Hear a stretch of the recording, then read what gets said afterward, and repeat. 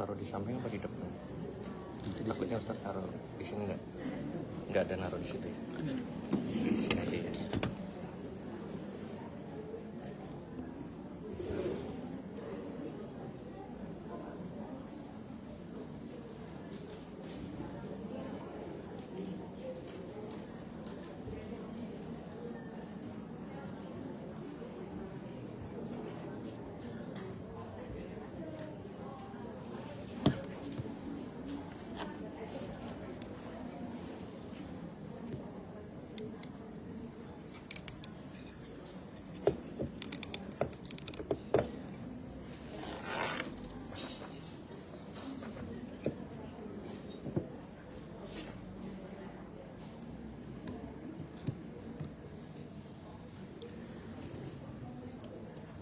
Assalamualaikum warahmatullahi wabarakatuh. Bismillahirrahmanirrahim.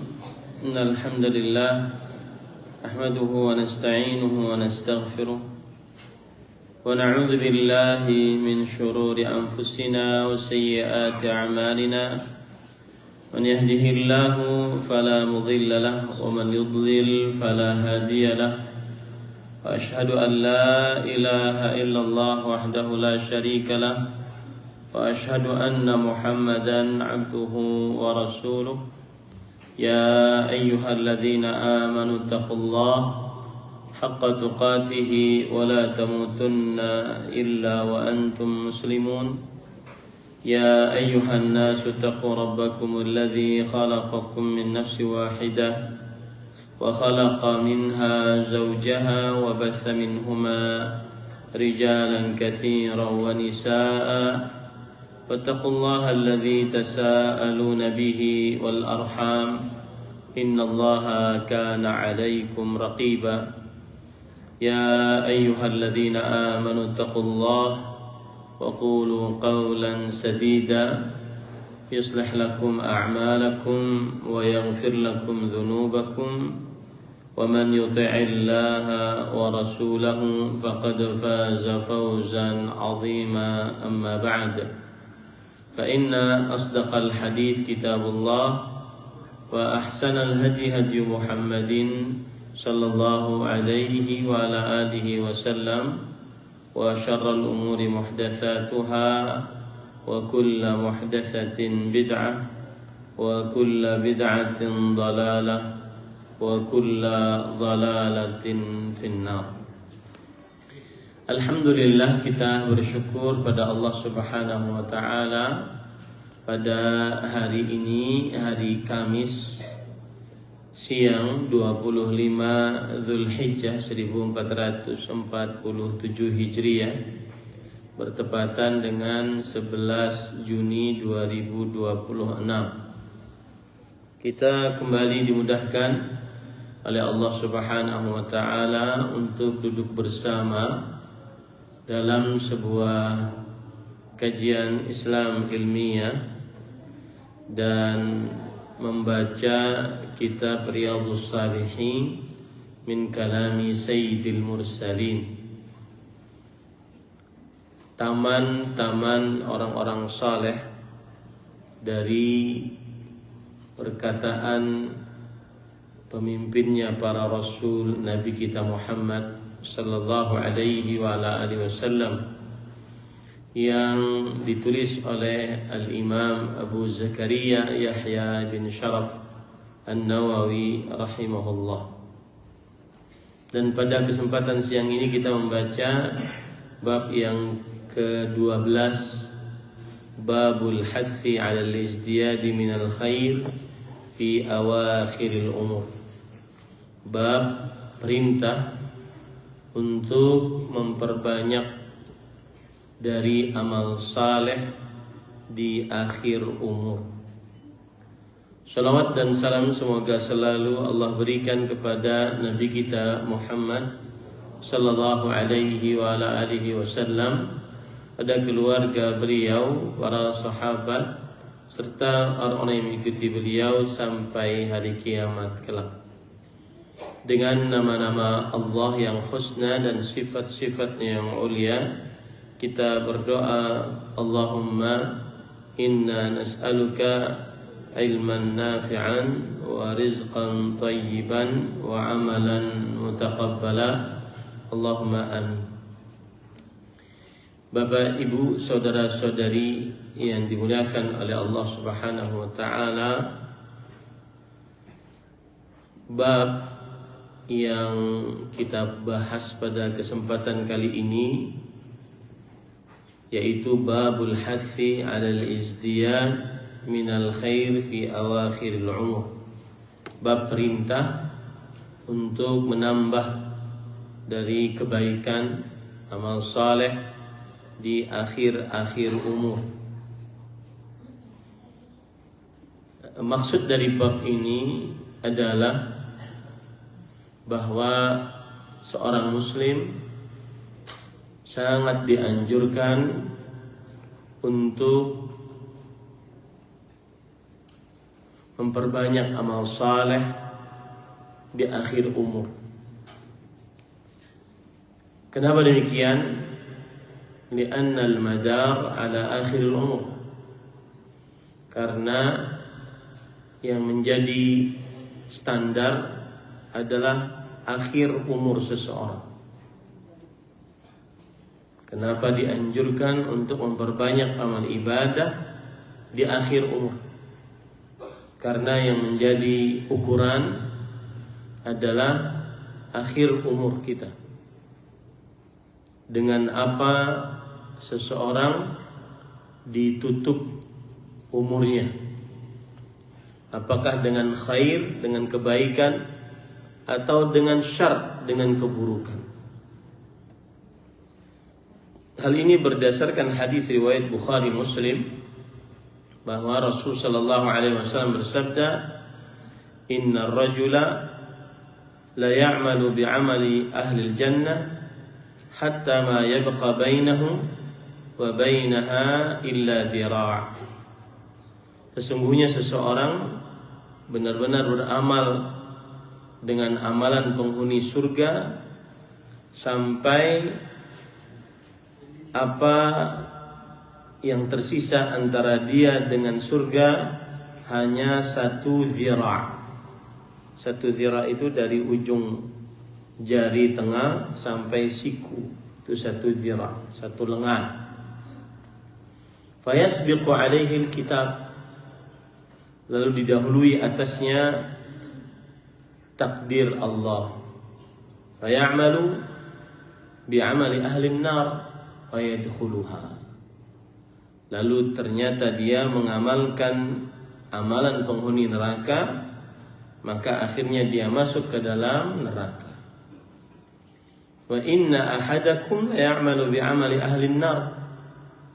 Dan sesungguhnya salah seorang di antara kalian mengamalkan amalan penghuni neraka hatta ma yakunu bainahu wa bainaha illa dira', sehingga jarak antara dia dengan neraka kecuali tidak ada jarak kecuali 1 hasta. Fayasbiqu alaihi kitab, lalu ia didahului oleh Alkitab, yaitu takdir yang sudah tertulis di dalam kitab Lauhul Mahfuz. Fayamalu bi'amali ahli jannah, lalu ia mengerjakan amalan penghuni surga, fayadkhuluha, maka akhirnya ia masuk ke dalam surga. Hadis ini memberikan pelajaran bahwa yang menjadi ukuran adalah akhir umur. Makanya diperintahkan untuk memperbanyak amal saleh di akhir umur. Oleh karena itu ada doa yang ma'thur, yang diriwayatkan, Allahumma ja'al khaira umri akhirahu wa khaira amali khawatimahu. Yang artinya, ya Allah, jadikanlah sebaik-baik umurku di akhirnya, dan jadikanlah sebaik-baik amalku di penutupnya. Allahumma ij'al khaira umri akhirahu wa khaira amali khawatimahu. Ya Allah, jadikanlah sebaik-baik umurku di akhirnya dan sebaik-baik amalku di penutupnya. Wa khaira ayyami yauma alqaq, dan sebaik-baik hariku adalah saat bertemu dengan engkau. Ini adalah doa yang dibaca oleh Abu Bakar As-Siddiq radhiyallahu anhu. Saya ulangi doanya, mungkin ada yang ingin menulis. Allahumma ij'al khaira umri akhirahu. Ya Allah, jadikanlah sebaik-baik umurku akhirnya. Wa khaira amali khawatimahu, dan sebaik-baik amalku penutupnya. Wa khaira ayyami yauma alqaq, dan sebaik-baik hariku adalah hari aku bertemu denganmu. Ini para ikhwan yang dirahmati oleh Allah Subhanahu wa ta'ala. Dan ada riwayat bahwasanya ini juga doa dibaca oleh Rasulullah sallallahu alaihi wa ala alihi wasallam.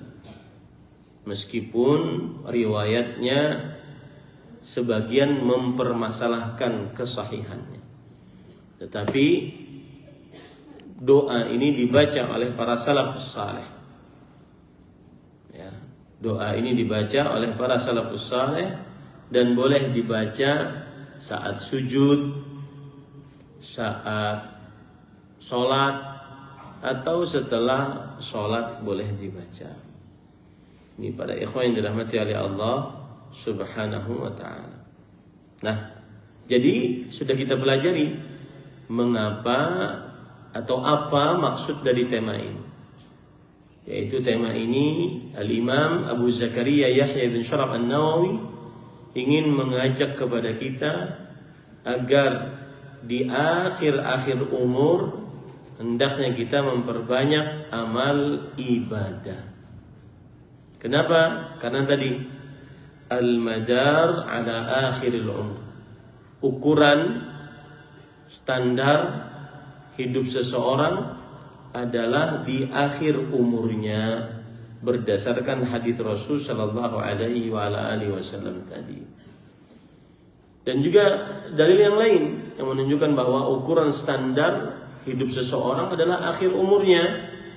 Di antaranya hadis yang diriwayatkan oleh Imam Abu Dawud dan Imam Hakim. Man kana akhiru kalamihi minad dunya la ilaha illallah dakhalal jannah.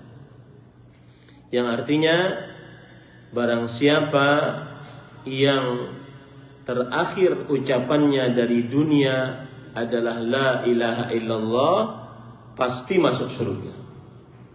Barang siapa yang terakhir ucapannya la ilaha illallah, pasti masuk ke dalam surganya Allah Subhanahu wa ta'ala. Nah, ini para ikhwan yang dirahmati oleh Allah Subhanahu wa ta'ala. Nah, para ikhwah yang dirahmati oleh Allah Subhanahu wa ta'ala, jadi itulah maksud daripada tema kita. Oleh sebab itulah, sekali lagi, seseorang hendaknya apabila dipanjangkan umurnya, hendaknya dia beramal saleh, memperbanyak amal saleh. Apabila diperpanjang umurnya, hendaknya dia memperbanyak amal saleh. Tetapi ini juga tidak menutup kemungkinan bahwa seorang pemuda untuk memperbanyak amal saleh. Kenapa demikian? Karena seseorang tidak tahu kapan dia mati. Kadang dia mati di masa mudanya, dan kadang diakhirkan kematiannya sampai tuanya. Seseorang tidak tahu. Allah berfirman dalam Al-Quran tentang ketidaktahuan manusia akan kematiannya. Wa ma tadri nafsun madza taksibu ghadan wa ma tadri nafsun bi ayyi ardhin tamut. Seseorang tidak mengetahui apa yang akan dia perbuat besok hari. Dan seseorang tidak mengetahui di manakah dia akan meninggal. Oleh karena itu, yang tua diberikan umur panjang hendaknya memperbanyak amal ibadah. Karena akhir umur adalah standar penilaian dari Allah Subhanahu wa taala. Tapi tidak menutup kemungkinan juga yang muda memperbanyak amal ibadah. Karena kadang-kadang anak-anak muda meninggal duluan sebelum yang tua. Ada perkataan dari Maimun bin Mihran rahimahullah. Beliau berkata ketika beliau melihat para orang tua, "Ya ma'syaras syuyukh, wahai para orang tua, ma yuntadharu idza kana az-zar'u biyadda." Apa yang ditunggu kalau seandainya tanaman sudah mulai memutih? Maka orang-orang tua menjawab, al-hasad. Tanaman kalau seandainya sudah memutih, maka yang ada adalah dipetik, yang ada adalah dipanen, yaitu kematian. Kemudian beliau melihat kepada para pemuda, "Ya ma'syaras syabab, i'lam anna al-afah qad tadkhuluhu az-zar' qabla an yustahsad." Wahai para pemuda, ketahuilah penyakit bisa masuk ke dalam sebuah tanaman sebelum dia memutih. Maksudnya manusia bisa meninggal sebelum dia tua. Fatarkut taubati fa syarrun liman taraka taubah inda syabab. Maka buruk bagi yang meninggalkan taubat beramal saleh bagi para pemuda. Lebih buruk lagi tarkus syuyukh. Lebih buruk lagi kalau sudah tua tidak tobat. Ini para ikhwan yang dirahmati oleh Allah Subhanahu wa taala. Timbul pertanyaan sekarang, masa tuanya itu umur berapa? Yang mana saya harus fokus, lebih banyak fokus beribadah, sudah mengurangi kegiatan-kegiatan dunia, sudah mengurangi kegiatan-kegiatan yang duniawi. Maka Imam Ibnul Jauzi dalam kitab beliau Tanbihun Naim, beliau membagi umur manusia menjadi 5 bagian. Yang pertama 0 sampai 15 ini umur tufulah, umur anak-anak. Yang kedua 15 sampai 35 ini umur syababah, umur masa muda. Yang ketiga 35 sampai 50 ini umur kuhula, umur matang, di atas pemuda. Kemudian yang keempat umur 50 sampai 60 ini umur syaikhukhah, umur tua. Kemudian 60 sampai 80 ini umur haram, super tua. Maka kalau sudah berumur 50 sampai 60 atau 60 sampai 80, kurangi kegiatan-kegiatan dunia. Lebih banyak fokus beribadah kepada Allah Subhanahu wa taala. Pergi ke masjid, baca Quran, memperbanyak zikir, memperbanyak doa, memperbanyak menghatamkan Al-Quran. Kurangi sudah grup-grup WhatsApp reuni TK, reuni SD, ya, kurangi yang kira-kira terlalu fungsionalis, duniawinya terlalu banyak. Lebih banyak menghasilkan prestasi-prestasi ibadah di umur 50 ke 60 atau 60 ke 80. Saya pernah ngisi kajian waktu itu ba'da maghrib, kemudian lanjut sampai isya. Setelah selesai kajian ada bapak-bapak, umurnya sepertinya haram, sudah super tua, karena sudah ubanan seluruhnya, kemudian badannya sudah bungkuk, jalan susah. Kemudian setelah kajian menyalami saya, "Assalamualaikum Ustaz." "Waalaikumsalam warahmatullahi wabarakatuh Pak. Apa kabar?" "Baik Ustaz." Kemudian beliau berkata yang saya tidak mengira beliau mengatakan itu. Kata beliau, "Tadi malam atau kemarin malam saya lihat Ustadz live di TikTok." Berarti ini yang super tua sedang main TikTok. Nah, bagus kalau seandainya yang ditonton adalah pengajian. Tapi kalau seandainya yang ditonton wanita-wanita joget velocity gimana? Ya, maka kurangi urusan-urusan dunia. Kalau bisa kalau sudah umur syaikhukhah, tua, 50 ke 60 ataupun 60 ke 80, haram super tua, itu sudah ganti HP yang cuma bisa monokrom, tidak ada internet, yang cuma bisa SMS saja, agar berkurang maksiat matanya, berkurang maksiat telinganya, fokus hanya untuk memperbanyak amal ibadah. Ya, ganti HP ini nasihat, tidak wajib. Ya, nasihat. Taib. Kemudian penulis Imam Nawawi rahimahullah, beliau mengatakan, beliau membawakan ayat, yaitu surat Fatir ayat 36. Allah Subhanahu wa taala berfirman, "Awalam nu'ammirkum ma yatadzakkara fihi man tadzakkar." Yang artinya, apakah kami tidak memanjangkan umurmu dalam masa yang cukup untuk berfikir bagi orang yang mau berfikir?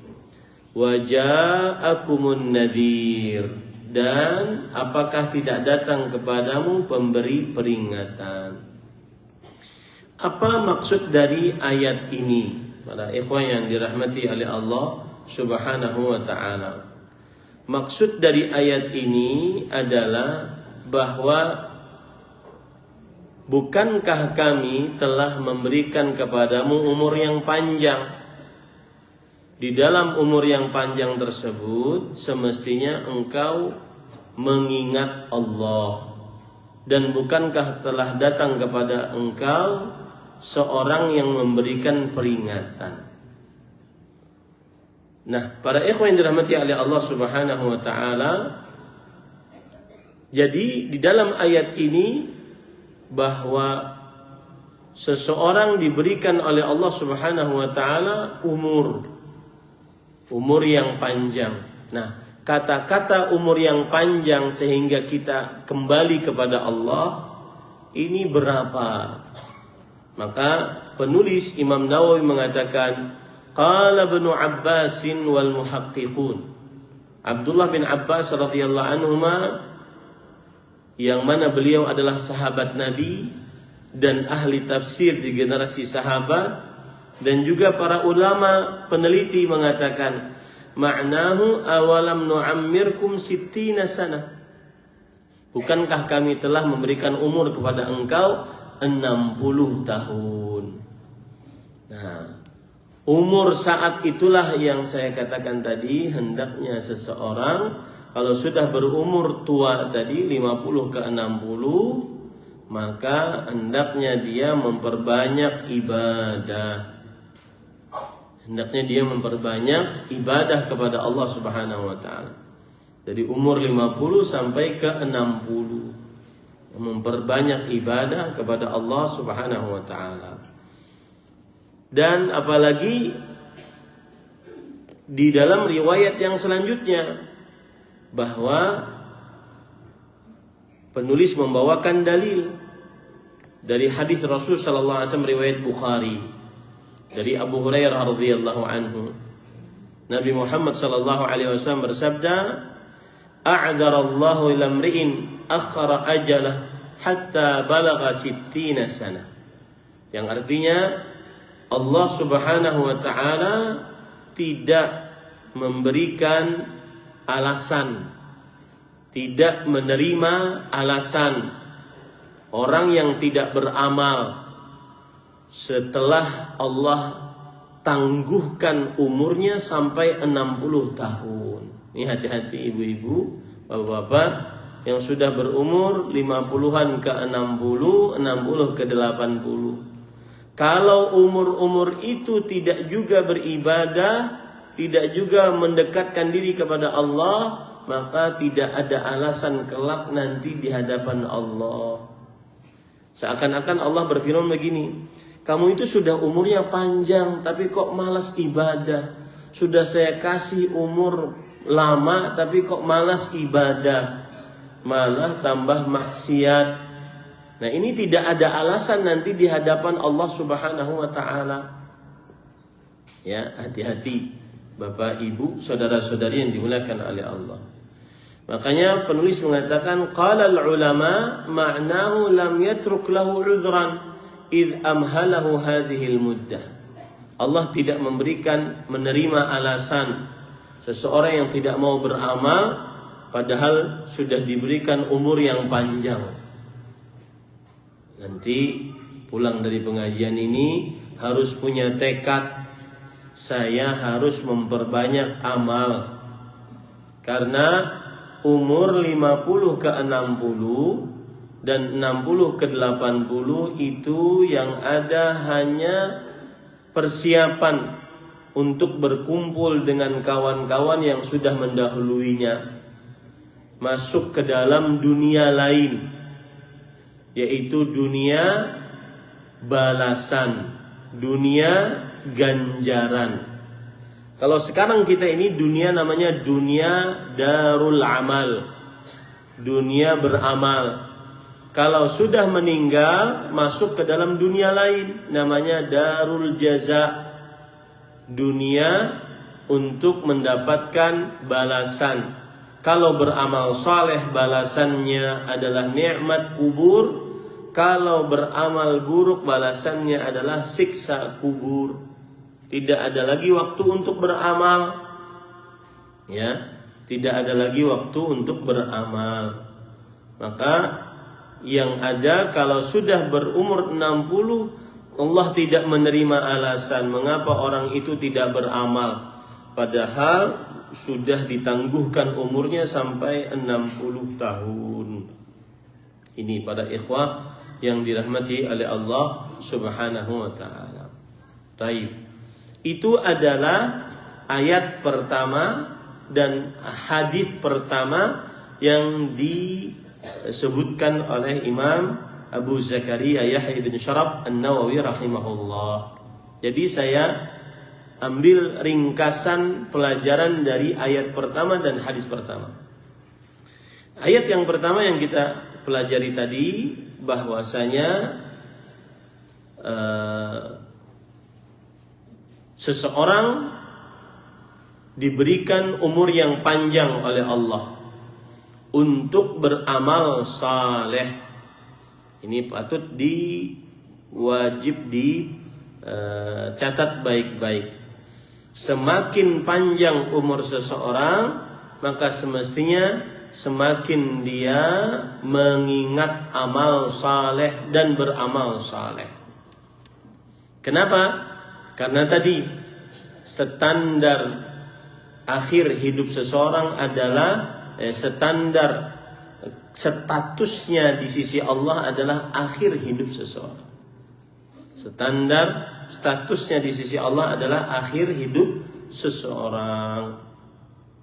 Nah, kemudian pelajaran dari hadis yaitu bahwa apabila ada orang diberikan oleh Allah umur sampai 60 tahun, maka tidak ada alasan bagi dia di hadapan Allah kelak kalau dia kurang beramal ibadah. Kalau dia kurang beramal ibadah, tidak ada alasan. Kalau sudah umur panjang, maka Allah telah menegakkan hujjah. Ya, Allah telah menegakkan alasan bagi dia. Apalagi kita hidup di negara Indonesia, yang mana kebanyakannya kaum muslimin, maka tidak ada alasan bagi kita kelak di hadapan Allah, ya Allah saya nggak tahu bahwa sholat itu wajib hukumnya. Tidak ada alasan. Ya Allah saya tidak tahu puasa Ramadan itu hukumnya wajib. Tidak ada alasan. Ya. Saya tidak tahu bahwa tata cara berwudu sesuai dengan sunnah Rasul SAW seperti ini. Nggak ada alasan. Karena sudah diberi umur 60 tahun, apalagi selama umur 60 tahun tersebut tinggal di tengah-tengah kaum muslimin. Ya, ini para ikhwan yang dirahmati oleh Allah Subhanahu wa taala. Tidak ada alasan bagi dia tidak bayar zakat. Kalau seandainya dia mencukupi syarat untuk bayar zakat kalau sudah di umur 60 tahun. Kenapa? Karena sudah diberikan umur panjang oleh Allah untuk belajar ilmu agama Islam. Ya. Ini. Begitu juga di dalam melanggar larangan. Seperti seseorang, ini khusus untuk dosa-dosa perempuan, melanggar larangan seperti yang paling jelas dari perempuan adalah bertabarruj. Menampilkan hiasan dirinya kepada laki-laki yang bukan mahramnya. Hiasan perempuan itu ada dua, tubuhnya dan apa yang dipakai pada tubuhnya. Tubuhnya seperti wajahnya yang cantik, rambutnya yang indah, kulitnya yang mulus, tubuhnya yang molek. Dia tampilkan di hadapan laki-laki yang bukan mahramnya. Maka ini kalau sudah sampai kepada umur 60 tahun dan dia masih menampilkan yang seperti itu, auratnya masih terbuka, tidak ada alasan di hadapan Allah kelak. Dia tidak bisa mengelak dan tidak bisa mengatakan alasan saya tidak tahu. Apalagi dia tinggal di tengah kaum muslimin selama 60 tahun tersebut. Atau dia memakai pakaian, karena saya katakan tadi hiasan itu ada dua, tubuhnya dan apa yang dipakainya, seperti make up, bermake up di hadapan laki-laki yang bukan mahram, atau seperti memakai perhiasan terlihat oleh laki-laki yang bukan mahram, atau seperti memakai minyak wangi tercium oleh laki-laki yang bukan mahram, atau seperti memakai pakaian yang indah menawan, mempesona laki-laki yang bukan mahram. Ini semua masuk ke dalam ayat Al-Quran dalam surah An-Nur, wala yubdina zinatahunna. Para perempuan janganlah memperlihatkan hiasan mereka. Hiasan tadi saya sebutkan ada dua. Nah, apabila dia tetap melanggar padahal umurnya sudah 60 tahun, maka di hadapan Allah kelak tidak ada alasan dia tidak mengetahui. Kenapa? Karena sudah lama dia berumur, aturan sudah banyak dia mengambil ilmu-ilmu agama Islam, tidak ada alasan dia tidak tahu di hadapan Allah Subhanahu wa taala. Ya, ini Bapak Ibu saudara-saudari yang dimuliakan oleh Allah Subhanahu wa ta'ala. Seperti juga seseorang yang melanggar larangan, seperti misalkan berhutang piutang riba. Kalau sudah berumur panjang, maka tidak ada alasan dia tidak tahu kalau itu riba. Ya, kalau sudah berumur panjang, tidak ada alasan dia tidak tahu bahwa itu adalah riba. Ini para ikhwan yang dirahmati oleh Allah Subhanahu wa ta'ala. Kenapa? Karena selama umur 60 tahun tersebut dia bisa belajar mana yang haram dari hutang piutang, mana yang halal. Masih menggadaikan gadaian dengan riba, masih hutang piutang dengan riba. Ya, maka ini hati-hati. Masih pinjol, apalagi pinjol untuk judol. Pinjaman online untuk main judi online. Ya. Kalau sudah berumur 60-an, maka tidak ada alasan, tidak diterima alasan di sisi Allah. Saya nggak tahu ya Allah, nggak ada. Kenapa? Karena sudah tegak hujjah di atas di hadapannya. Sudah banyak ustadz yang ceramah di depan yang dia dengar. Sudah banyak ayat Al-Quran yang dia dengar, tetapi dia masih melanggar. Nah ini hati-hati yang berumur 50 ke 60, 60 ke 80. Makanya saya katakan tadi, kurangi urusan-urusan dunia. Ya, lebih banyak di rumah, lebih banyak membuat prestasi-prestasi ibadah. Ya, ini pada ikhwan yang dirahmati oleh Allah Subhanahu wa ta'ala. Nah, kemudian kita ambil hadis yang kedua. Hadisnya agak panjang. Saya bacakan. An Ibnu Abbas radhiyallahu anhuma qala kana Umar radhiyallahu anhu yudkhiluni ma'a asyakhi Badr. Yang artinya Abdullah bin Abbas. Saya katakan tadi Abdullah bin Abbas adalah sahabat Nabi. Dan beliau ini saat Nabi meninggal, beliau masih muda. Umurnya masih belasan saat Nabi meninggal. Kemudian akhirnya beliau belajar dengan para sahabat Nabi. Akhirnya tidak berapa lama menjadi ahli ilmu agama Islam, menjadi ahli tafsir, menjadi ulamanya umat Islam. Makanya disebut gelarnya Habrul Ummah, ulamanya umat Islam.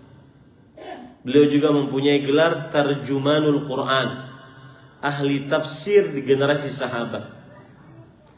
Abdullah bin Abbas radhiyallahu anhu meskipun beliau masih muda, maka beliau bercerita, adalah Umar bin Khattab sering memasukkanku berkumpul dengan orang-orang tua yang ikut perang Badar. Orang-orang tua yang ikut perang Badar dari para sahabat Nabi. Faka'anna ba'dahum wajada fi nafsi. Maka orang-orang tua ini seakan-akan menganggap dirinya, kenapa nih anak-anak ikut duduk-duduk bersama kita? Ini kan sekelas anak-anak kita, kenapa dia ikut duduk bersama kita? Lalu beliau berkata, lima lam yadkhul hadha ma'ana walana abna'un mithlu. Lima yadkhul hadha ma'ana walana abna'un mithlu. Sebagian ada yang mengatakan, kenapa ini duduk bersama kita? Seperti sekarang Akhbani, kenapa duduk bersama kita? Saya juga punya anak seperti seumuran dia. Kenapa tidak duduk di sini juga? Kita ini orang-orang tua, kenapa ada anak kecil di sini? Nah, gitu maksudnya. Maka Umar bin Khattab radhiyallahu anhu mengatakan, membela Abdullah bin Abbas, innahu min haitsu alimtum. Kalian sudah tahu kenapa saya masukkan di sini? Karena dia orang berilmu. Kemudian fada'ani dzata yaum fa adkhalani ma'ahu. Suatu hari Umar bin Khattab memanggilku dan memasukkanku bersama orang-orang tua dari para sahabat Nabi. Fama ra'aitu annahu da'ani yawma idzin illa liyuriyahum. Dan tidaklah aku melihat bahwasanya Umar bin Khattab memasukkanku ke dalam mereka pada hari itu kecuali Umar bin Khattab radhiyallahu anhu ingin memperlihatkan kepada mereka bagaimana kadar keilmuanku. Kemudian Umar bin Khattab berkata, "Ma taquluna fi qaulillahi ta'ala idza jaa nasrullahi wal fath?"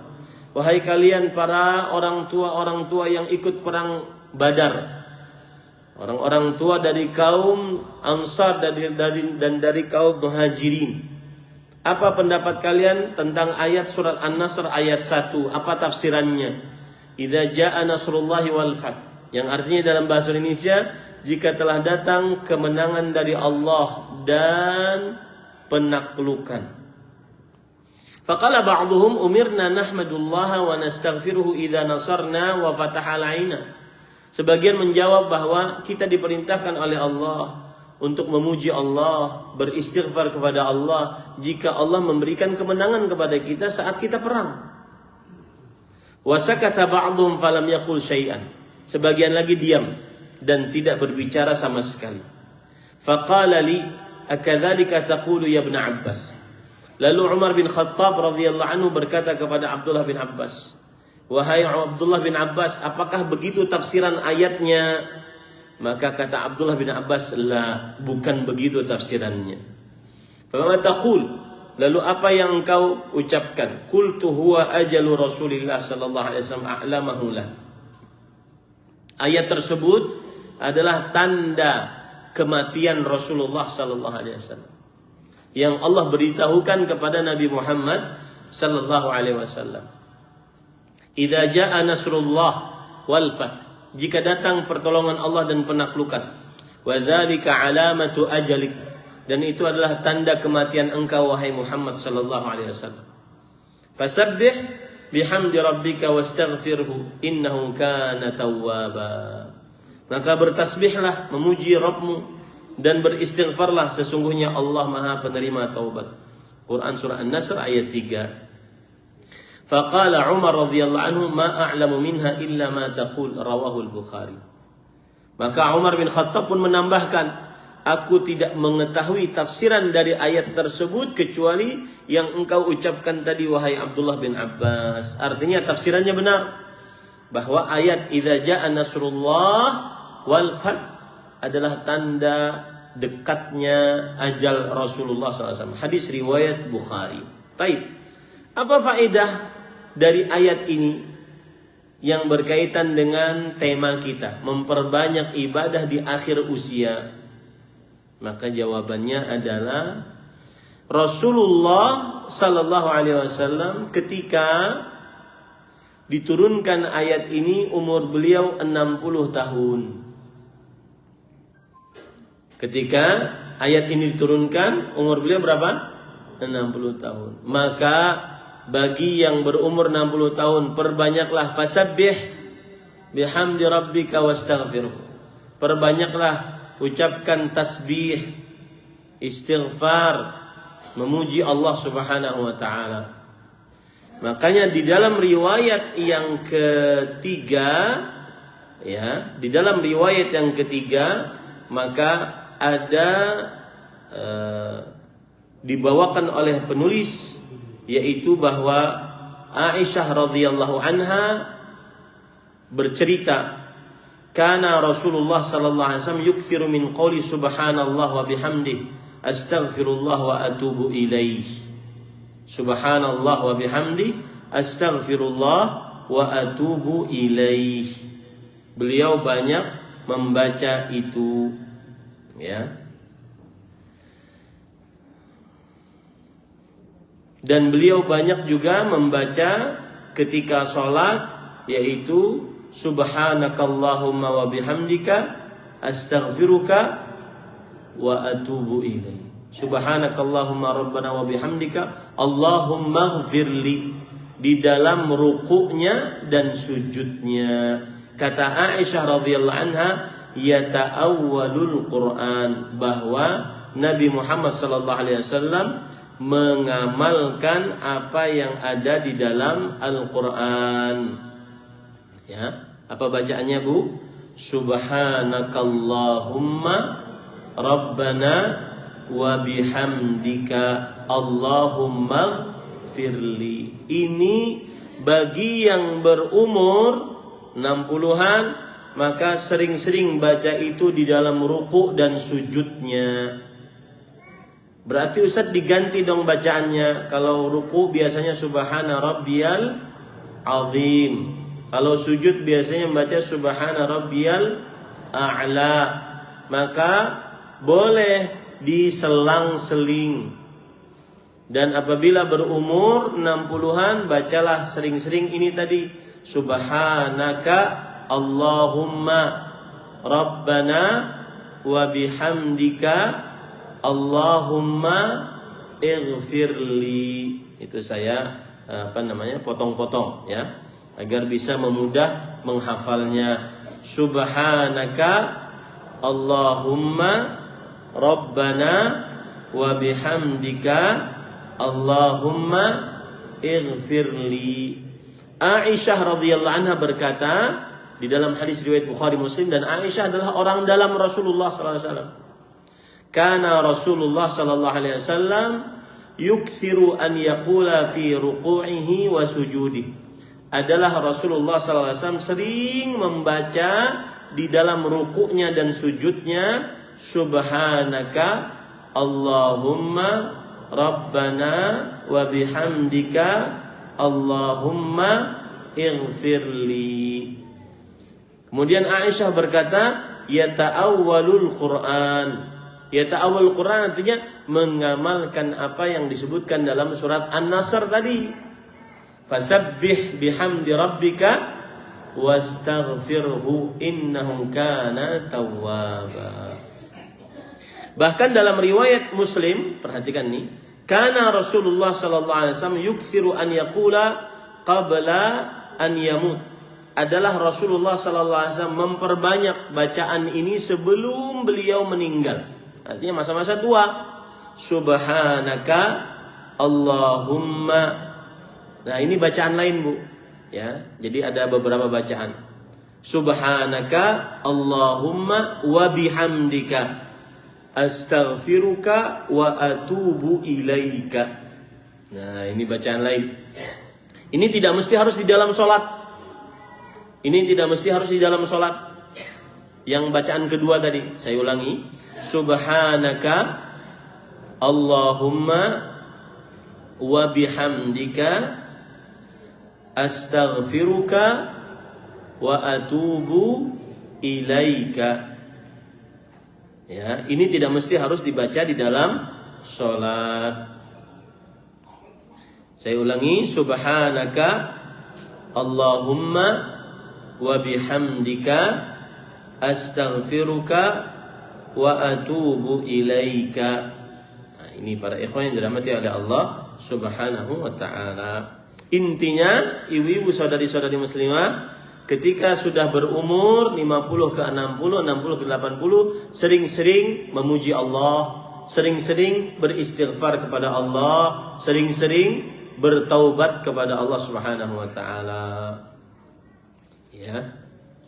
Sering-sering itu. Kenapa? Karena kita ini kan kalau sudah berumur, ya, sudah terlalu banyak yang diucapkan. Sudah terlalu banyak yang dikerjakan.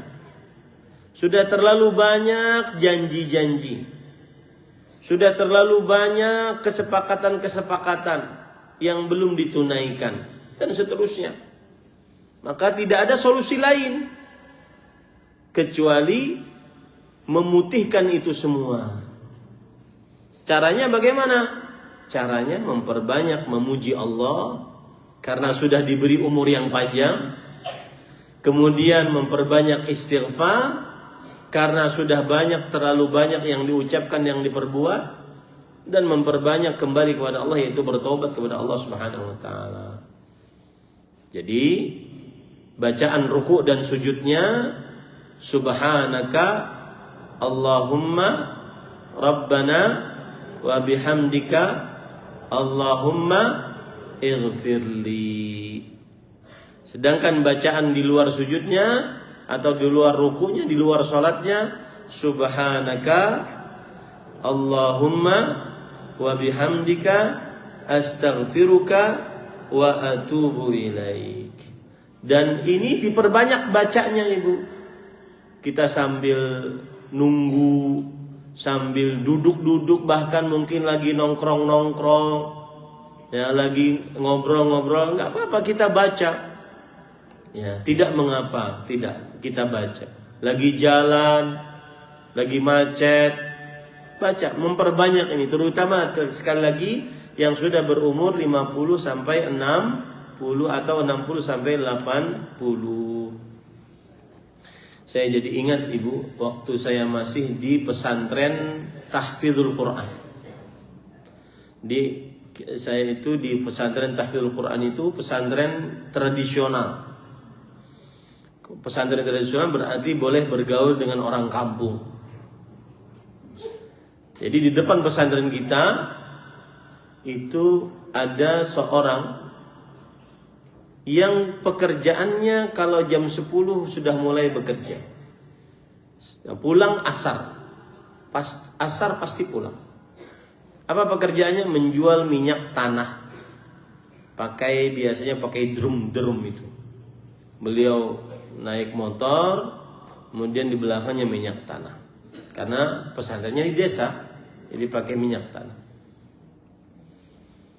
Tetapi yang menarik adalah setelah sholat asar, beliau membersihkan halaman, kemudian rumah, selesai. Habis maghrib, selalu habis maghrib, beliau baca Quran di depan rumah. Itu tidak pernah absen. Selama saya hampir 2 tahun di situ, tidak pernah absen. Saya tanya kepada beliau, Pak, kalau Bapak seperti ini istiqomahnya, setiap bulan bisa hatam berapa kali? Maka kata beliau, kadang-kadang 2 sampai 4 kali.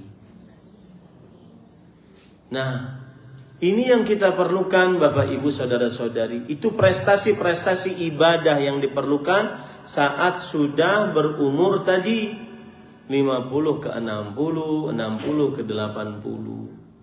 Ya. Terutama itu waktu itu saya di tahun 99 2000. Artinya mungkin media sosial belum ada. Belum ada ya? Ya belum ada. Ya.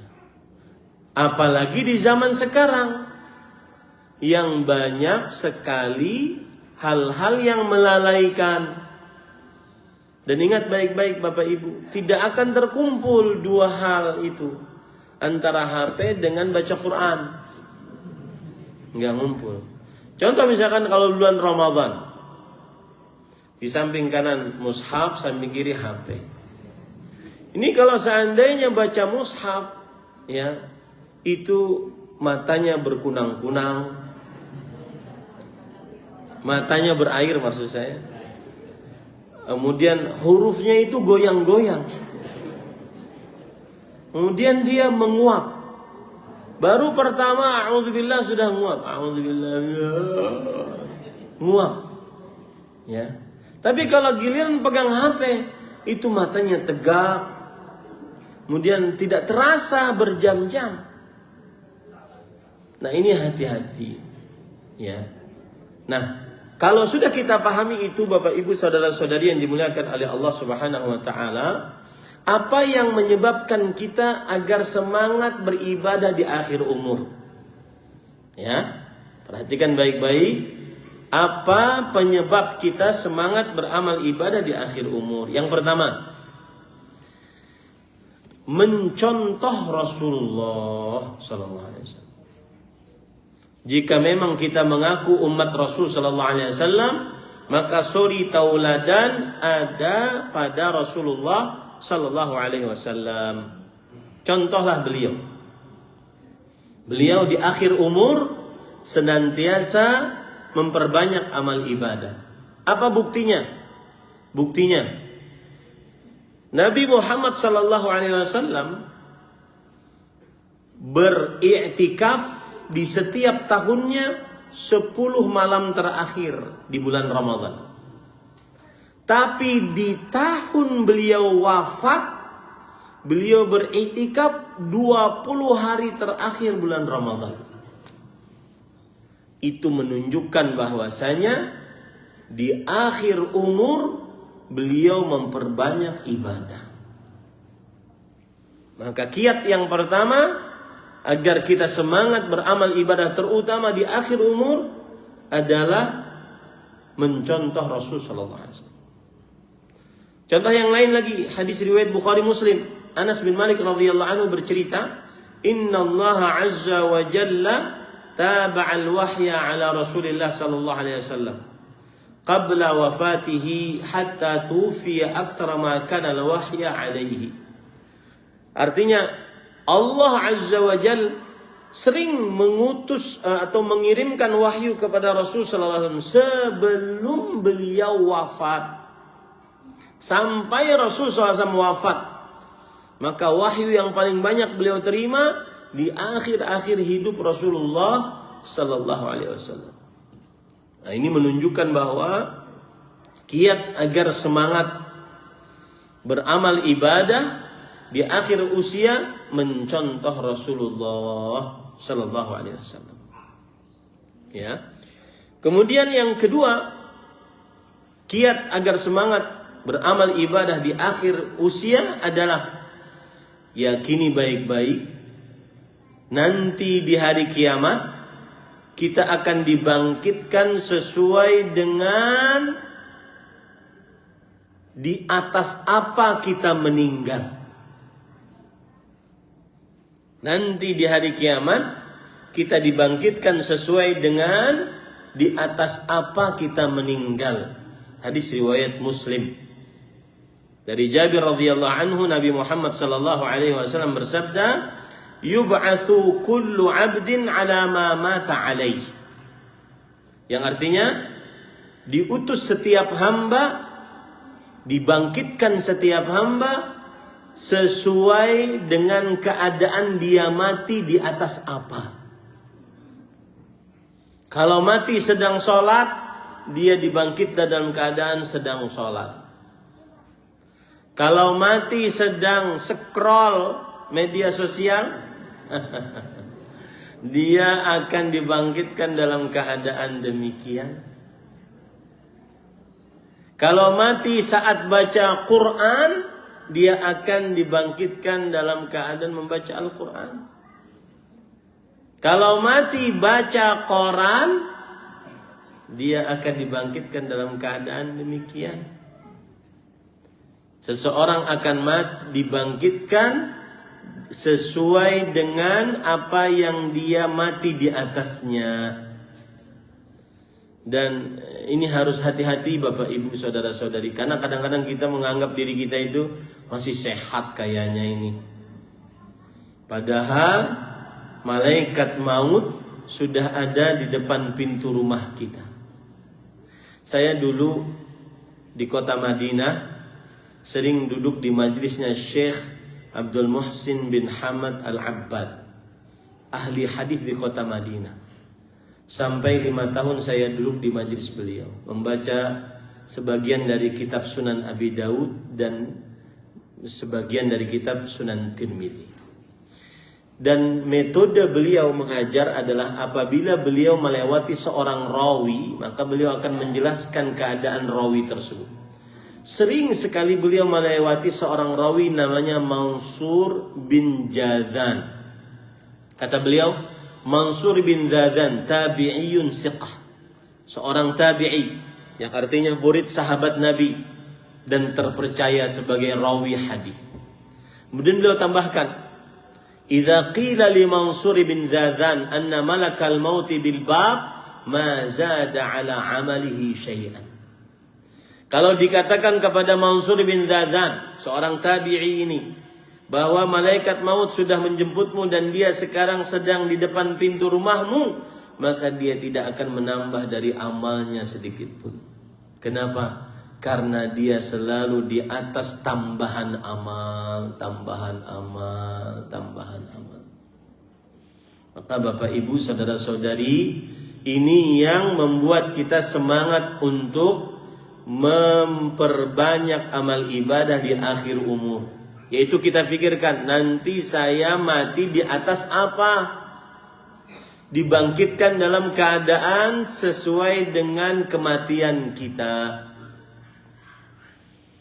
Bahkan kalau Bapak Ibu baca buku-buku orang yang meninggal yang ditulis oleh Imam Ibnu Qayyim di antaranya, Imam Ibnu Qayyim bercerita bahwa ada orang yang saat meninggal ketika dikatakan kepada wahai fulan ucapkanlah la ilaha illallah. Dia bukannya sedang mengucapkan la ilaha illallah, malah dia katakan apa? Syahid. Syahid itu bahasa Arab, bahasa Indonesianya sekakter. Berarti dia main catur dalam rangka berjudi. Seseorang akan diwafatkan sesuai dengan kebiasaan perbuatannya. Sebagaimana perkataan Imam Az-Zahabi, al-insan yamutu ala ma 'asha alaih. Seseorang akan mati di atas kebiasaannya. Wal yub'atsu ala ma mata alaih, dan dibangkitkan atas sesuai kematiannya. Tuh, 2 poin itu.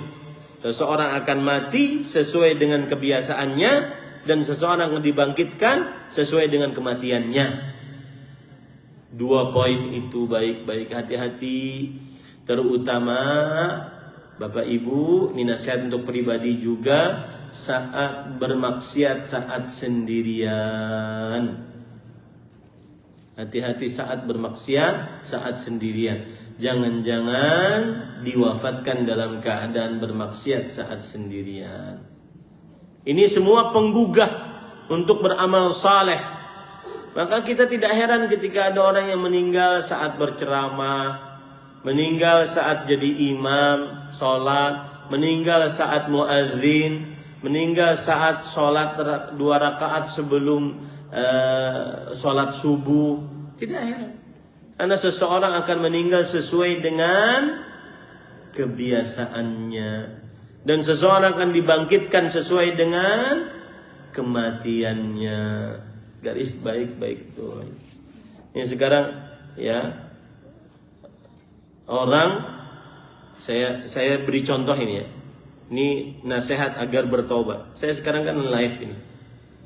Banyak yang tidak setuju kalau seandainya dengan gaya-gaya ceramah saya. Ada yang bahkan mengumpat-umpat, setan lo, laknat Allah atasmu. Maka hati-hati, jangan-jangan saat menulis itu mati, dan kita akan berhadapan kelak di hari kiamat. Harus selesai urusan kita saat di qantarah. Ingat Bu ya, urusan itu, kalau urusan dengan Allah itu, Allah Maha Pengampun. Allah telah menulis di tiang-tiang arsy, inna rahmati sabaqat ghadabi. Rahmatku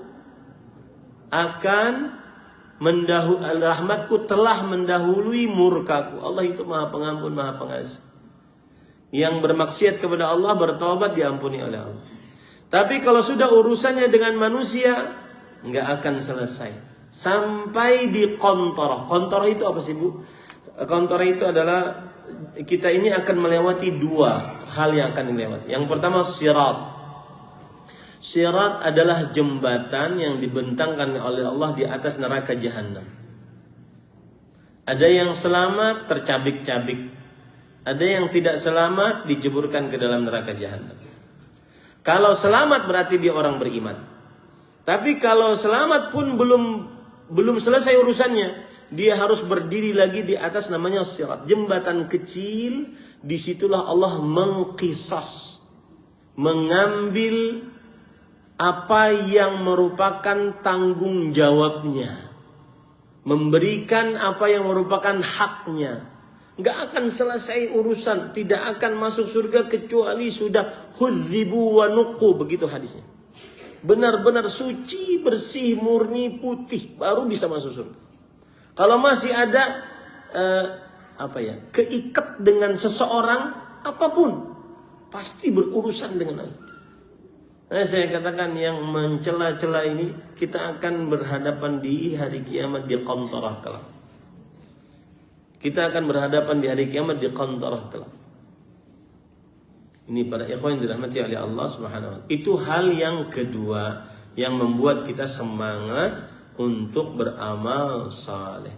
Hal yang ketiga yang membuat kita semangat untuk beramal saleh adalah hati-hati kematian yang datang tiba-tiba. Dan ini sudah dijelaskan oleh Rasul sallallahu alaihi wasallam. Ada namanya kematian tiba-tiba. Dalam hadis riwayat Imam Abu Dawud, mautul faj'ah akhdhatu asafin. Kematian tiba-tiba adalah akhdhatu asaf, yang artinya cabutan yang penuh dengan keberatan. Bagi orang beriman, jika diwafatkan tiba-tiba, itu adalah nikmat. Bagi orang yang bermaksiat, jika diwafatkan tiba-tiba, itu adalah nikmat, dosa dan siksa dari Allah Subhanahu wa taala. Ini para ikhwan yang dirahmati oleh Allah Subhanahu wa taala. Kalau ada orang bertanya, "Ustaz, bukankah sebagian nabi dan orang-orang saleh matu bimauti faj'ah?" Mereka meninggal dalam keadaan tiba-tiba meninggalnya. Maka itu adalah nikmat dari Allah agar disegerakan nikmat kuburnya. Saking solehnya disegerakan nikmat kuburnya. Tetapi kalau seandainya dia ahli maksiat, maka itu adalah siksa dari Allah agar disegerakan siksa kuburnya. Ini para ikhwan yang dirahmati oleh Allah Subhanahu wa taala. Hati-hati. Makanya Rasulullah SAW bersabda, "Rahatun lil mu'min wa akhdhatu asafin lil fajir," dalam hadis riwayat Imam Ahmad.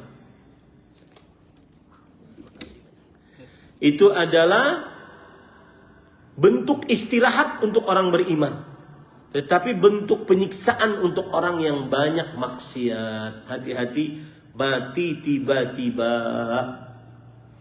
Ya, ini disebutkan dalam beberapa hadis sahih, mati tiba-tiba, hati-hati. Terutama ibu, bapak, saya sering berpesan, kalau mau tidur, maka jangan bermaksiat sebelum tidur malam. Kenapa? Karena Allah ketika hamba itu tidur, Allah terbangkan ruhnya dari jasad. Kalau Allah ingin hamba itu tidak hidup setelah tidur, Allah akan tahan rohnya. Makanya banyak kan yang meninggal saat tidur. Itu karena Allah tahan jasadnya. Dan begitu juga dan sebaliknya, kalau seandainya Allah ingin dia hidup setelah setelah tidur, maka Allah kembalikan jasadnya.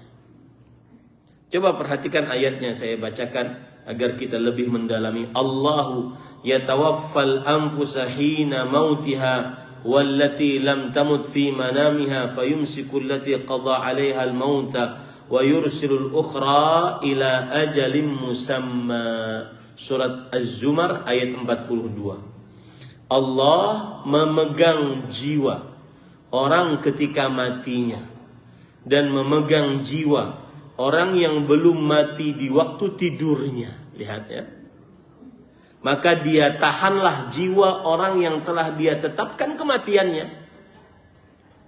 Nah, ini harus selalu ingat sebelum tidur. Ya. Jangan-jangan ini tidur terakhir, tidak bangun setelahnya. Dan dia melepaskan jiwa yang lain sampai waktu yang ditentukan. Kalau memang ditakdirkan masih hidup, Allah akan kasih lagi ruhnya. Sesungguhnya pada yang demikian itu terdapat tanda-tanda kekuasaan Allah bagi kaum yang berfikir. Makanya saya sering katakan, kalau sebelum tidur lihat amalan-amalan dan zikir-zikir sebelum tidur, semuanya berkaitan dengan tauhid. Bapak Ibu saudara-saudari yang dimuliakan oleh Allah. Ya, saya bacakan sekarang beberapa amalan dan zikir-zikir, kesunahan-kesunahan yang bisa dikerjakan sebelum tidur agar kita wafat dalam keadaan husnul khatimah. Beberapa amalan, di antaranya yang pertama adalah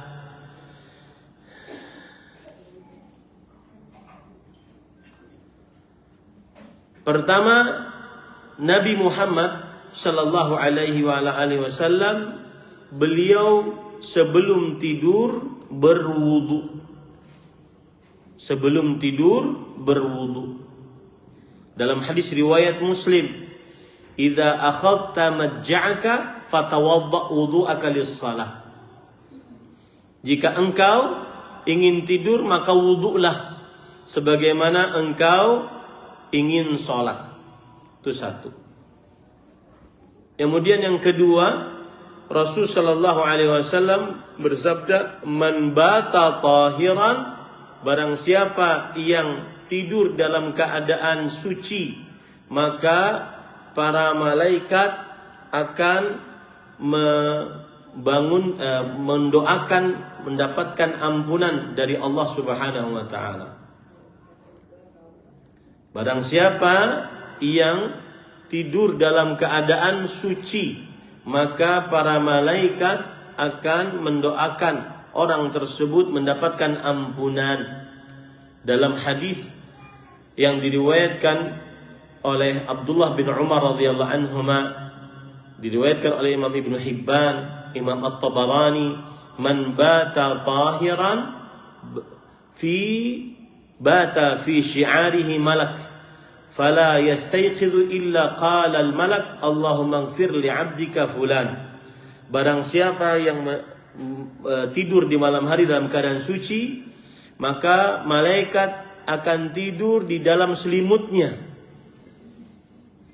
dan tidaklah dia bangun kecuali malaikat tersebut selama dia tidur mendoakan, "Ya Allah, ampunilah si fulan hamba engkau, fa innahu bata tahiran." Sesungguhnya dia tidur dalam keadaan bersuci. Jangan lupa itu ibu, bapak, tidur dalam keadaan berwudu. Ustaz, kalau seandainya seseorang habis berjima, apakah harus mandi? Maka jawabannya tidak. Tetapi mandi lebih baik. Kalaupun agak malas, maka tetap berwudu. Ya, tetap dalam keadaan berwudu. Ini Bapak Ibu saudara-saudari yang dimuliakan oleh Allah Subhanahu wa taala. Kemudian yang kedua, itu yang kedua ya, membaca dua surat minta perlindungan. Qul a'udzu birabbil falaq, qul a'udzu birabbin nas. Membaca dua surat sebelum tidur.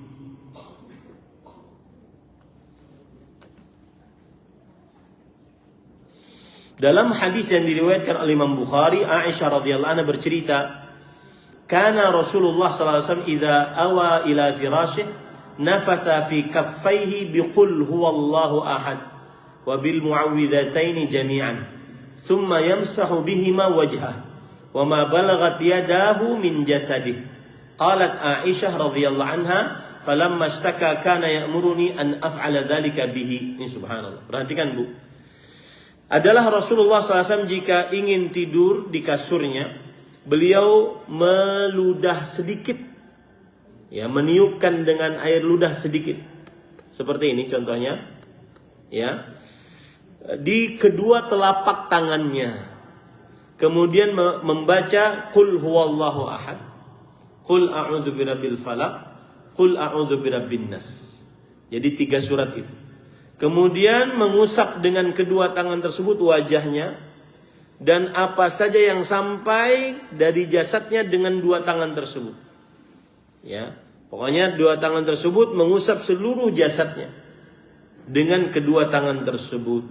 Bahkan Aisyah bercerita, ketika Rasulullah SAW dalam keadaan sakit keras, yang mana di situ beliau mau meninggal, Rasulullah SAW sempat-sempatnya meminta Aisyah radhiyallahu anha, beliaulah yang membaca suratnya pada tangan Rasulullah SAW. Kemudian Aisyah dengan tangan Rasulullah SAW mengusapkan ke tubuh Rasulullah SAW. Ini menunjukkan saking pentingnya doa ini. Itu yang kedua. Yang ketiga, Bapak Ibu, saudara-saudari yang dimuliakan oleh Allah Subhanahu wa taala, membaca doa ketika mau tidur. Lihat doa-doanya. Doanya semuanya tauhid. Dalam hadis riwayat Imam Muslim dari Al-Bara' bin Azib radhiyallahu an, Rasul sallallahu alaihi wasallam jika ingin tidur, maka beliau mengatakan berwudulah sebagaimana engkau berwudu ingin sholat. Kemudian tidurlah di sisi kananmu. Nah, ini amalan ketiga sebelum doa ya. Ini amalan ketiga sebelum doa. Tidurlah di bagian sisi bagian kananmu. Ustaz, kalau seandainya suami istri ingin pelukan gimana? Maka jawabannya tidak mengapa. Ini hanya kesunahan. Ya. Mungkin nanti kalau seandainya sudah selesai pelukannya, kembali ke kanan-kanan masing-masing. Ya, karena itu kan jadi problem. Ya gimana ya? Saya ingin meluk istri, istri ingin meluk saya. Akhirnya kan tidak di bagian kanan tidurnya. Ya. Tapi kita katakan itu adalah sunnah. Yang keempat, baca doa. Doanya diantaranya, lihat doanya ya. Allahumma inni aslamtu wajhi ilaik. Ya Allah, aku berserah diri kepada engkau. Wa fawwadtu amri ilaik. Aku serahkan urusanku kepada engkau. Wa aljaltu dhahri ilaik. Dan aku sandarkan punggungku kepadamu. Raghbatan wa rahbatan ilaik. Karena berharap dan karena takut kepadamu. La malja wa la manja minka illa ilaik. Tidak ada tempat untuk bersandar, tidak ada tempat untuk kembali kecuali hanya kepada engkau. Amantu bi kitabika alladhi anzalt. Aku beriman dengan kitab yang engkau turunkan. Wa bi nabiyyika alladhi arsalt. Dan dengan nabimu yang engkau utus. Waj'alhunna min akhiri kalamik. Dan jadikan itu terakhir ucapan. Hafal ini ibu-ibu, bapak-bapak. Di sana juga ada doa yang biasa kita baca. Allahumma bismika amutu wa ahya. Ini juga bisa dibaca. Dan dua-duanya menunjukkan kepada tauhid. Kemudian juga dianjurkan untuk membaca ayat kursi sebelum tidur. Karena Rasulullah SAW bersabda, la yazalu alaika minallahi hafiz wa la yaqrabuka syaitanun hatta tusbih. Masih saja orang yang membaca ayat kursi sebelum tidur masih saja dijaga oleh malaikat, dan tidak ada satu syaitan pun yang bisa mendekat kepadanya sampai pagi. Kemudian juga dianjurkan membaca 2 ayat terakhir surat Al-Baqarah. Rasulullah SAW bersabda, man qara'a bil ayataini min akhir surat Al-Baqarah kafata. Barang siapa yang membaca 2 ayat terakhir surat Al-Baqarah, maka 2 ayat tersebut mencukupkannya dari keburukan, mencukupkannya dari mati dalam keadaan keburukan, dan seterusnya. Nah, ini amalan-amalan, mungkin masih banyak amalan lain, karena ini bukan membicarakan tentang adab-adab tidur. Nah, ini perhatikan keadaan saat mau tidur. Kenapa demikian Ibu? Karena kita tidak tahu ya kapan kita mati. Jangan-jangan matinya dalam keadaan tiba-tiba. Kemudian Bapak Ibu saudara-saudari, yang menggugah kita agar semangat beramal ibadah juga adalah mengingat sakaratul maut. Para sahabat Nabi radhiyallahu anhum bercerita tentang sakaratul maut. Apa itu sakaratul maut? Bagaimana rasanya? Seperti Abdullah bin Amr bin As radhiyallahu anhuma. Abdullah bin Amr bercerita Amr bin As bercerita ketika ditanya oleh anaknya, ya abati siflil maut, wahai bapakku, ceritakan kepadaku tentang rasa sekarat kematian yang engkau rasakan. Beliau mengatakan, wallahi laka'anna jambi fi takh, demi Allah seakan-akan badanku dimasukkan ke dalam tempat yang sempit. Walaka'anni atanaffasu min sammi ibrah, Ibu-ibu, bapak-bapak, sekarang bernafaslah yang dalam sebelum ada sakarat kematian. Karena Amr ibn As bercerita, seakan-akan aku bernafas dari lubang jarum. Subhanallah. Yang seperti ini membuat kita akhirnya semangat untuk beramal saleh, terutama di akhir umur. Apalagi kalau sudah mikirkan yang seperti ini, Bapak Ibu, sudahlah saling memaafkan yang bertengkar karena harta waris. Saya sering mendapati pertanyaan-pertanyaan, Ustaz, kami saudara sekandung terputus hubungan rahim gara-gara harta waris yang ditinggal oleh bapak. Apa harta warisnya, Bu? Rumah. Berapa harganya, Bu? 5 miliar. Kalau sudah terfikir tentang sakaratul maut, tidak akan ada nilainya 5 miliar tersebut. Bapak, Ibu, saudara-saudari yang dimuliakan oleh Allah Subhanahu wa taala. Kemudian yang selanjutnya, yang terakhir sebelum dan bukan yang paling akhir, saya ingin masuk kepada pertanyaan jika ada yang ingin ditanyakan. Yaitu mengingat kubur. Agar orang semangat beramal ibadah, maka ingatlah kubur. Kenapa Ustadz ingat kubur? Emang ada apa? Jadi kuburan itu, Bapak Ibu, adalah tempat singgah pertama setelah kematian. Siapa yang selamat di alam kubur, maka tempat-tempat singgah setelahnya lebih mudah. Siapa yang tidak selamat di alam kubur, tempat singgah setelahnya lebih sulit. Ya, ingat tentang kubur. Jadi kalau sedang malas baca Quran, sukanya main-main media sosial saja, sedang malas ba'diyah qabliyah, sedang malas sholat malam, sedang malas sholat witir terakhir saat malam terakhir bulan Ramadan. Ya, ada sebagian orang witir terakhirnya malam terakhir bulan Ramadan.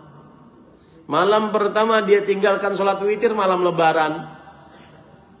Sampai detik ini nggak sholat witir lagi. Ya, maka kalau malas-malas itu ingat kubur. Apa yang diingat? Yang diingat tentang kubur adalah bukan sempitnya saja, bukan siksanya saja, bukan gelapnya saja, enggak. Siapa yang selamat di kubur, maka fase setelah kubur lebih mudah. Siapa yang tidak selamat di kubur, fase setelah di kubur maka lebih sulit. Apa dalilnya? Hadis riwayat Imam Ibnu Majah. Rasul sallallahu alaihi wasallam bersabda, "Innal qabra awwalu manazilil akhirah."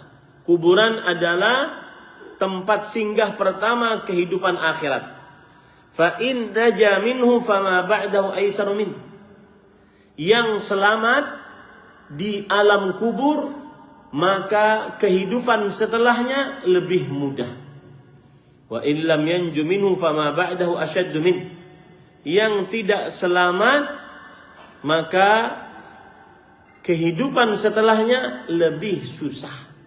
Bahkan Rasul sallallahu alaihi wasallam bersabda, "Ma ra'aitu manzaran qattu illa wal qabru afdha." Aku tidak pernah melihat pemandangan yang sangat mengerikan, melainkan kuburan lebih mengerikan dari pemandangan apapun. Ini kalau sudah terfikir begini, masih mau memutuskan hubungan rahim? Masih mau nggak maaf-maafan sama orang? Sama rahim terutama, yang mana amalan orang yang memutuskan hubungan rahim itu tidak terangkat. Dia yang salah, Ustaz. Sudahlah, maafkan saja. Dia menghina, Ustaz, menghina keluarga saya Ustaz. Ya akhi, bermaafan. Itu nanti di akhirat tidak ada nilainya sama sekali. Dan saya pesan kepada Bapak Ibu saudara-saudara yang pernah duduk di majelis saya, mungkin sering dengar pesan saya ini. Yang pernah duduk di majelis saya, maka harus baik dengan hubungan rahim. Kenapa? Karena itu amal soleh yang paling ingin Allah segerakan pahalanya di dunia, disertakan dengan pahalanya ditabung di akhirat. Dan pemahaman baliknya yang memutuskan hubungan rahim adalah Allah ingin segerakan siksanya di dunia disertai dengan tabungan siksa di akhirat. Harus baik dengan rahim. Jangan sampai buruk dengan rahim. Kakak, adik, paman, bibi, hubungan keponakan dengan paman, bibi, hubungan anak dengan orang tua, hubungan kakak dengan adik, sekandung, sebapak, seibu. Hati-hati Bapak Ibu, saudara-saudari. Kadang-kadang kita ini semangat beribadah di rumah, tapi urusan keterikatan kita dengan orang lain belum diselesaikan. Nah, ini Bapak Ibu, saudara-saudari yang dimuliakan oleh Allah Subhanahu wa ta'ala. Itu yang bisa disampaikan. Sudah berapa menit? 1 jam 26 menit saya bercerita. Taib, ada beberapa pertanyaan. Izin bertanya, bagaimana kalau setelah berwudu dan hendak tidur kentut Ustaz? Susah menjaga wudu ketika mau tidur. Maka begini Ibu, Bapak, saudara-saudari. Ini pengalaman kebanyakan kayaknya. Apalagi kalau sudah kena air Ustaz, capek banget rasanya. Ya, maka jawabannya disitulah apa? Ujiannya. Sebelum saya lanjutkan jawaban, saya ingin bertanya dulu kepada Bapak Ibu. Mana yang paling besar pahalanya? Seseorang dapat musibah lalu dia bersabar, atau seseorang menjauhi maksiat dan bersabar dalam menjauhi maksiat, atau seseorang bersabar mengerjakan ketaatan. Contoh tadi, bersabar mengerjakan wudu sebelum tidur, meskipun kadang terkentut sebelum tidur, dia berwudu lagi agar dia tidur di atas kesucian. Mana yang lebih besar pahalanya? Yang paling rendah pahalanya adalah bersabar saat mendapat musibah. Itu paling rendah. Kenapa? Karena musibah itu datang tanpa kita minta. Tugas kita cuma menahan lisan, menahan perasaan, menahan anggota tubuh. Seperti Nabi Yusuf alaihissalam, dibuang oleh saudaranya di sumur kering, diambil oleh para pengembara, kemudian dijual dengan harga yang murah sebagai budak. Itu sabar paling rendah, meskipun terlihat paling sulit. Sabar tingkatan yang kedua, sabar menjauhi maksiat, karena tugasnya cuma menjauhi. Sabar menjauhi kesyirikan, sabar menjauhi perbuatan bid'ah, sabar menjauhi maksiat. Tugasnya cuma menjauhi. Ya. Yang paling tinggi sabar dalam mengerjakan ketaatan. Sabar semangat sholat, sabar membaca Quran, meskipun matanya berlinang air mata, hurufnya goyang-goyang. Sabar dia. Sabar berwudu meskipun aduh kentut lagi ya Allah. Ya, sabar dia berwudu. Itu lebih besar. Kenapa? Karena ada usaha dia kerjakan. Nah ini ya harus diingat tuh, sabar. Taib, wallahu. Jadi solusinya adalah tetap berwudu. Ya, tetap berwudu. Dan mengenai mengusap badan, apa boleh sekalian mengusap badan anak saya Ustaz? Boleh saja. Tetapi jika anak tersebut sudah bisa, lebih baik dia yang mengusap sendiri. Kalau seandainya anaknya masih balita mungkin, ataupun yang belum bisa membaca apa-apa, maka diusap boleh. Itu namanya beruqyah anak, boleh saja. Wallahu a'lam. Kemudian Ustadz, dikatakan tadi tidak ada alasan untuk yang berumur 60 dan tidak boleh hutang piutang dalam hal riba, bersolek dan lain-lain. Apakah jika ini semua sudah ditinggalkan artinya selamat di sisa umurnya? Maka jawabannya Bu adalah apabila dia meninggalkan hal yang maksiat di sisa umurnya, itu petunjuk dari Allah dan dia akan selamat. Ada kisah seorang tabi'i Al-Fudail bin Iyad. Kalau saya katakan tabi'i itu berarti muridnya sahabat Nabi. Fudail bin Iyad. Fudail bin Iyad bertemu dengan seseorang. Kemudian Fudail bin Iyad bertanya kepada orang tersebut, "Kam anta?" Berapa umurmu? Kemudian orang tersebut menjawab, "Sittuna sana."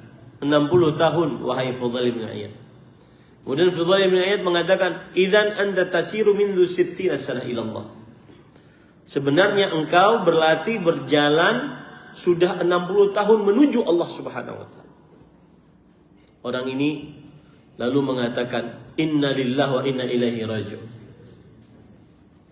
Kemudian Fudail bin Iyad sebagai seorang ulama mengatakan, "Ma tafsiru dzalik?" Tahu enggak engkau tafsiran inna lillahi wa inna ilaihi raji'un? Kemudian orang ini mengatakan, "Fassirhu lana ya Abu Ali." Wahai Abu Ali, wahai Fudail bin Iyad, seorang alim, disebut-sebut sebagai ahli ibadah 2 tanah suci. Coba tafsirkan kepada saya apa itu inna lillahi wa inna ilaihi raji'un. Beliau mengatakan inna lillahi 'abdun wa inna ilaihi muhasabun. Kita ini hamba Allah dan kita akan dihisab oleh Allah. Mendengar kata hisab, orang tersebut mengatakan malhilah. Wahai Fudail bin Iyad, saya sudah berumur 60 tahun. Apa solusi yang harus saya kerjakan? Ini sudah umur 60 tahun nih. Apa solusi yang saya harus kerjakan? Sudah terlalu banyak kehidupan-kehidupan, ucapan-ucapan yang saya lakukan sudah banyak sekali. Bingung saya mau mulainya dari mana. Sama dengan pertanyaan ini. Saya sudah berlaku riba. Saya sudah bersolek di hadapan hakim. Bingung. Tapi sekarang sudah berhenti. Apakah itu sudah habis? Maka kata Fudail bin Iyad, ini solusinya. Ahsin fima baqi. Yughfar laka ma salaf wa ma baqi. Perbaiki sisa umur hidupmu. Niscaya dosa-dosamu yang telah lalu diampuni. Dan apa yang akan datang pun diampuni oleh Allah. Itu solusinya. Maka ketika ditanyakan tadi, artinya selamat di sisa umur kalau sudah ditinggalkan? Iya. Perbaiki akhir hidupmu dengan meninggalkan hal-hal itu semua. Nah, kemudian lanjutan pertanyaan, sedangkan di ayat 60 surah An-Nisa ada kebolehan atau dispensasi untuk wanita 60 tahun tua menafos melepas tambahan jilbabnya. Maksudnya gimana ya Ustaz? Iya, bagus.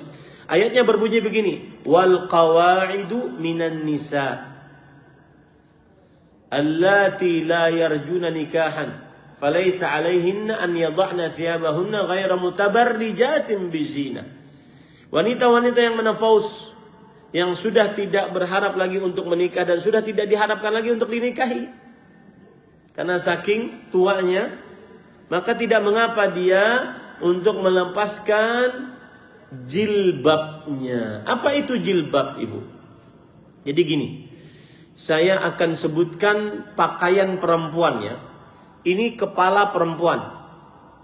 Kemudian di atas kepalanya ada rambutnya. Di atas rambut ada kain.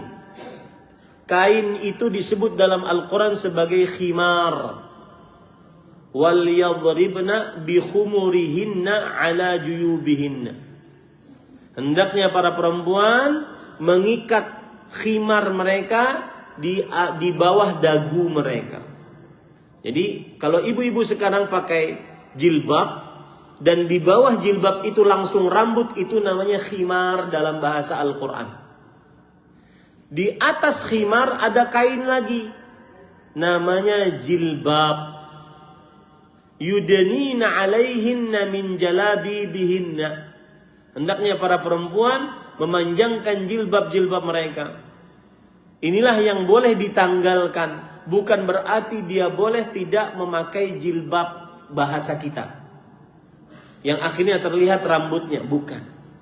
Tetapi jilbab itu yang dimaksud adalah dia melepaskan kain yang di atas khimar. Itulah yang boleh ditanggalkan bagi wanita-wanita yang menopause. Itu pun dengan syarat ghairu mutabarrijatin bizina. Tidak memperlihatkan kecantikannya. Nah, itu dia. Tidak memperlihatkan kecantikannya. Itu ibu-ibu, saudari-saudari muslimah. Apalagi di zaman sekarang umur 60 masih seperti perawan ting-ting. Dengan adanya skin care, ya, dengan adanya masker untuk glowing. Nah, ini tidak boleh ditanggalkan. Kenapa? Karena akan mengundang fitnah bagi laki-laki yang bukan mahramnya. Wallahu a'lam. Begitu jawabannya, Bu. Dalam zikir terakhir sebelum tidur, Allahumma aslamtu nafsi ilaik dan seterusnya, bolehkah ditambah ya dengan la ilaha illallah? Karena siapa yang akhir kalam la ilaha illallah pasti masuk surga, atau mencukupkan saja dengan zikir sebelum tidur? Maka jawabannya cukupkan dengan zikir sebelum tidur. Ya. Nah, wallahu a'lam. Karena ketika kita mengucapkan ketika kita menutup dengan akhir la ilaha illallah, itu perlu dalil. Dan belum ada dalil. Wallahu a'lam. Bagaimana hukumnya jika usia 60 ke atas melakukan kegiatan olahraga, misal tenis, jalan pagi? Apakah benar jika kita melakukan kegiatan olahraga diniatkan untuk supaya kuat beribadah dan sehat, kegiatan tersebut dihitung ibadah? Maka jawabannya boleh, perkara mubah ini, asalkan jaga aurat meskipun umur 60. Ya. Ini kadang-kadang saya sangat heran bin ajaib melihat perempuan pakai jilbab. Asalnya dia kan pakai jilbab, tetapi karena olahraga akhirnya dia memakai pakaian olahraga. Pakaian olahraganya itu aneh bin ajaib, yaitu pakai jilbab, kemudian setelah itu bawahnya seperti pakai legging, kemudian untuk menutupi aurat besarnya pakai rok pendek. Ini nggak boleh, Ibu. Kenapa? Karena itu membentuk anggota tubuh, ya. Dan Allah berfirman dalam Al-Quran, wala yubdina zinatahunna. Perempuan tidak memperlihatkan hiasan mereka. Dan saya sudah bilang hiasan itu ada dua, tubuhnya dan apa yang dipakai oleh tubuhnya. Ya, tubuhnya, kemolekan tubuhnya nggak boleh dilihatkan kecuali kepada suaminya. Ya, tidak boleh ibu dilihatkan yang seperti itu. Jadi boleh saja berolahraga, tidak mengapa. Bukan berarti tadi dikatakan umur 60 harus lebih banyak ibadah, lebih banyak baca Quran, baca zikir, tidak boleh berolahraga. Enggak, silahkan berolahraga, terutama jika olahraganya untuk kuat beribadah kepada Allah Subhanahu wa taala. Nah, pertanyaan yang kedua, apakah kalau seandainya berolahraga tujuannya untuk kuat ibadah, olahraganya dianggap ibadah? Jawabannya iya. Seperti makan agar kuat ibadah, seperti tidur agar kuat ibadah, maka innamal a'malu binniyat. Amalan tergantung niatnya. Cuma saya berpesan, ini kan lagi rame nih, kalau sudah urusan kesehatan lagi rame. Apalagi kalau yang sudah berumur 50-an ke atas, yang biasanya di dalam kamar itu minyak-minyak wangi, sekarang ya minyak angin kebanyakan. Ya, minyak angin, minyak ini, minyak itu, obat-obatan paling banyak sudah ya. Maka saya nasihatkan bagi yang memperhatikan kesehatan, satu nasihat saya, sehat itu bukan tujuan. Sehat itu adalah sarana agar bisa taat. Sehat adalah sarana untuk taat. Sehat bukan tujuan. Sehat agar bisa taat untuk sarana untuk taat. Ya, itu yang pertama. Yang kedua, gara-gara sehat kadang-kadang sebagian orang nggak mau makan yang dihalalkan oleh Allah. Nasi itu halal, enak. Nasi goreng apalagi. Jangan dilarang orang makan yang halal. Ya, yang benar itu tidak boleh berlebihan. Kulu washrabu walbasu wa tasaddaqu min ghairi saraf wala maqila. Makanlah sesukamu, minumlah sesukamu, berpakaianlah sesukamu tanpa berlebih-lebihan dan tanpa mendatangkan kesombongan. Karena ada sebagian yang melarang, makan kerupuk dilarang, mie instan dilarang. Ada seorang ustadz, beliau S2 dan ustadz S2 kedokteran. Saya tanya, Ustadz, ada sebagian yang melarang orang makan nasi. Mohon maaf Ustadz, kata beliau ini, saya punya buku judulnya Nasi adalah Nikmat Allah yang Terzalimi.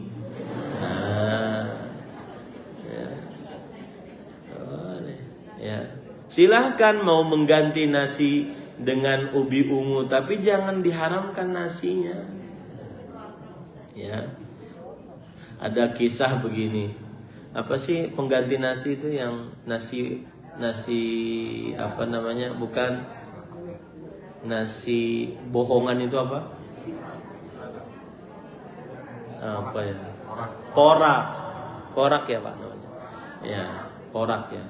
Ada kisah begini menarik. Jadi suatu saat ada seorang yang ustadz lah gitu ya, ingin diet.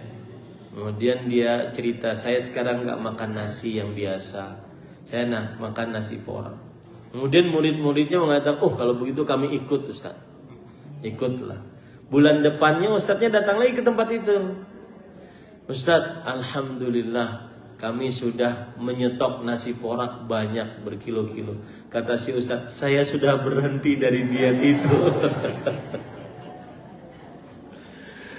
Jadi para ikhwah, terutama Bapak Ibu ya, yang mana kadang kalau sudah umur 40-an ke atas kan memperhatikan kesehatan karena makan sedikit begah gitu ya.